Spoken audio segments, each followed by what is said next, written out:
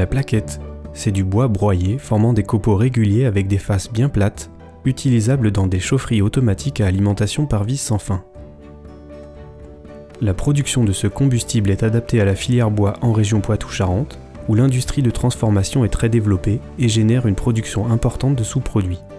Dans cette région, 150 à 200 000 tonnes de plaquettes sont consommées par an pour alimenter plus de 200 chaufferies collectives. Comment est-elle produite ? Qui peut être intéressé par ce combustible ? Quelle garantie la filière régionale apporte-t-elle sur la qualité ?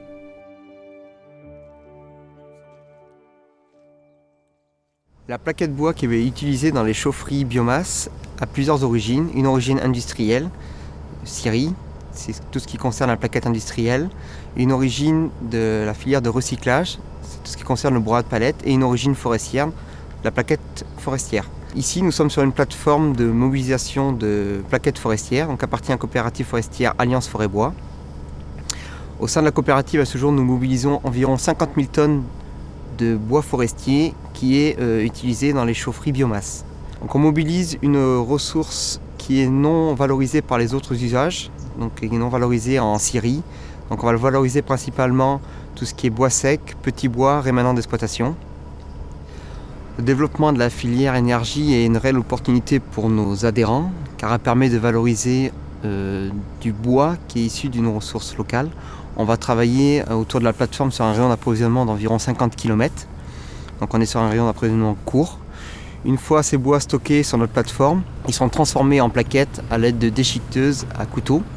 Une fois la plaquette stockée, elle est séchée sous bâtiment. Et par la suite, on utilise un crible pour calibrer la plaquette. Car il faut savoir qu'aujourd'hui, que différentes chaufferies nécessitent plusieurs types de qualité de plaquettes. Donc on va travailler des produits calibrés et criblés pour les petites chaufferies à alimentation à vis et un produit brut pour la chaufferie de moyenne et grosse puissance.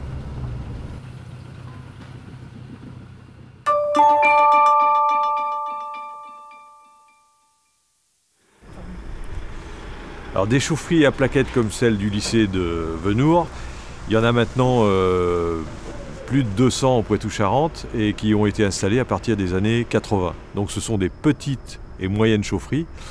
Leur caractéristique, c'est qu'elles sont généralement alimentées par un système à vis et donc la plaquette doit être de bonne qualité pour faire fonctionner ces chaufferies. Ça veut dire une granulométrie assez régulière et un taux d'humidité pas trop élevé. Alors au départ, on avait de multiples fournisseurs qui vendaient un produit pas toujours de qualité et on a eu des problèmes de fonctionnement sur certaines chaufferies, ce qui nous a amené à mettre en place en Poitou-Charentes un système de certification du combustible. Donc ce système s'appelle Chaleur Bois Qualité Plus, a été mis en place par l'interprofession des professionnels du bois qui s'appelle Futurobois. Et aujourd'hui, la plupart des fournisseurs de combustible ont adhéré à ce système de certification et de contrôle de leurs entreprises. Le site de Venours dispose d'une chaufferie à plaquettes bois. Cette chaufferie a été construite en 2010 et cofinancée par le conseil régional et le site de l'INRA qui sont nos voisins les plus proches. En termes de consommation, à l'époque, pour 15 000 m², on utilisait 200 000 litres de fuel à l'année. Aujourd'hui, depuis qu'on dispose de cette chaufferie, nous utilisons environ 1000 tonnes de plaquettes bois à l'année. Mais ces 1000 tonnes de plaquettes servent à chauffer non seulement les 15 000 m² du lycée agricole de Venours, mais également les locaux de l'INRA, ainsi que les serres.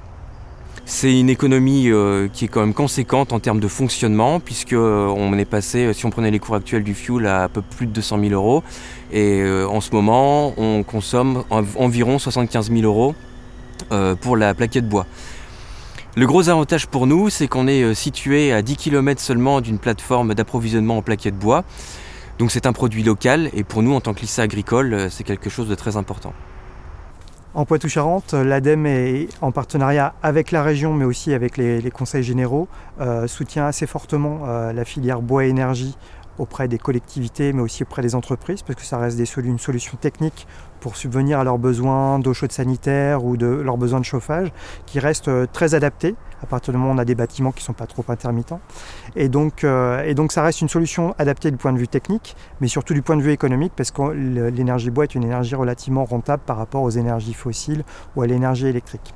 Donc nous on soutient cette filière principalement parce qu'elle est bonne pour l'environnement en termes d'économie d'émissions de gaz à effet de serre. Et c'est vrai qu'au niveau des objectifs qui ont pu être fixés au niveau national ou qui ont été déclinés aussi au niveau régional, la filière bois-énergie participe grandement à l'atteinte de ces objectifs de réduction d'émissions de gaz à effet de serre. Et c'est pourquoi nous, en tant qu'agence publique, nous soutenons fortement cette filière et nous continuerons à soutenir fortement cette filière dans les années à venir.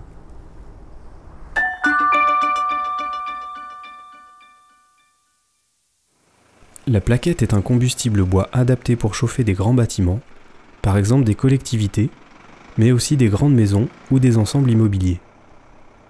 Certains propriétaires forestiers ont la possibilité de transformer leurs propres ressources en plaquettes pour alimenter des appareils de chauffage performants.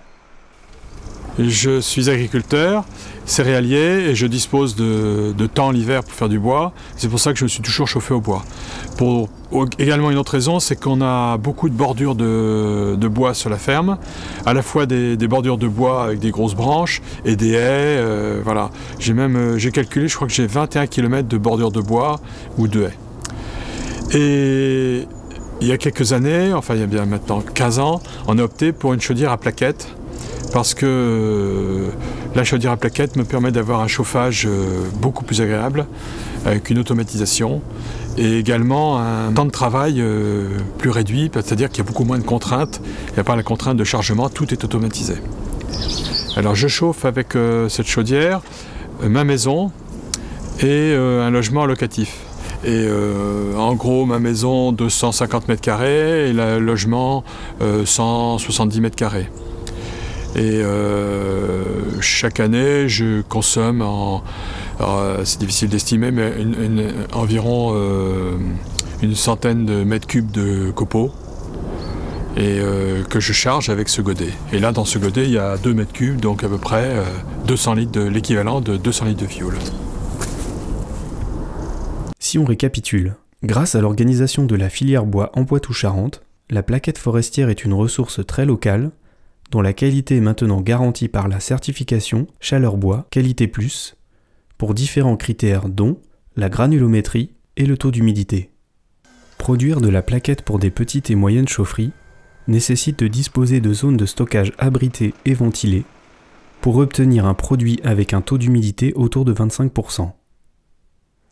Le développement de ce combustible a permis une réelle économie de fonctionnement à de nombreuses collectivités, tout en favorisant une économie locale et respectueuse de l'environnement. Ce combustible est également adapté à des particuliers qui souhaitent des appareils de chauffage performants et automatisés pour de grandes surfaces d'habitation. Il nécessite néanmoins d'aménager un silo de volume suffisant à proximité de la chaudière.